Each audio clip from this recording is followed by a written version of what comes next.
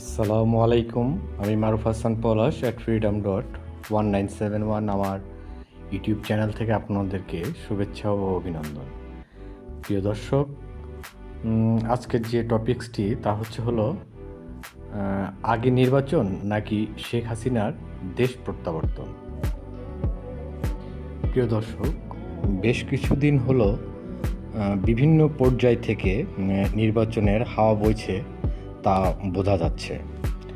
আসলে এই নির্বাচন কবে, কখন, কিভাবে হবে তা কেউ নির্দিষ্ট করে বলতে পারছে না। অথচ বর্তমান যে পরিবেশ বাংলাদেশের, তাতে বোঝা যাচ্ছে যে ভিতরে ভিতরে একটি নির্বাচনের প্রস্তুতি চলছে।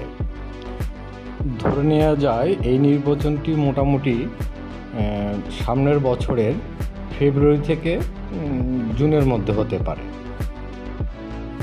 আমার কাছে মনে হয় নির্বাচন যে সময়ই হোক না কেন, তার আগে সবচেয়ে যে বড় যে সমস্যা বা যেই সমস্যার ফয়সালা করতে হবে সেটি হলো শেখ হাসিনা, সাবেক প্রধানমন্ত্রী শেখ হাসিনার দেশ প্রত্যাবর্তন। এই বিষয়টিকে আসলে আগে ফয়সালা করতে হবে, তারপরে হবে নির্বাচন।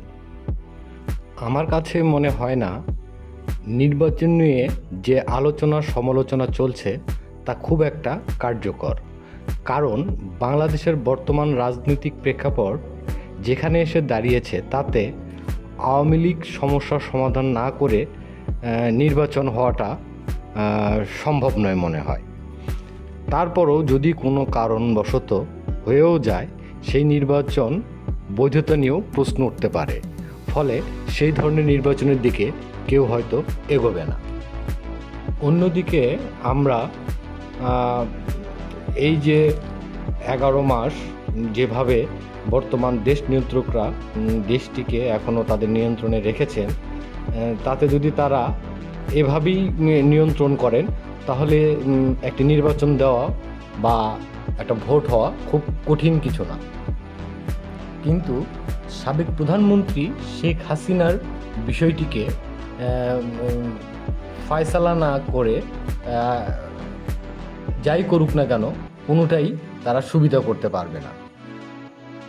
তো দর্শক, দেখা যাক আসলে আগে নির্বাচন হয় কিনা, বা সাবেক প্রধানমন্ত্রী শেখ হাসিনা দেশে প্রত্যাবর্তন করেন কিনা, সেটি এখন দেখার বিষয়।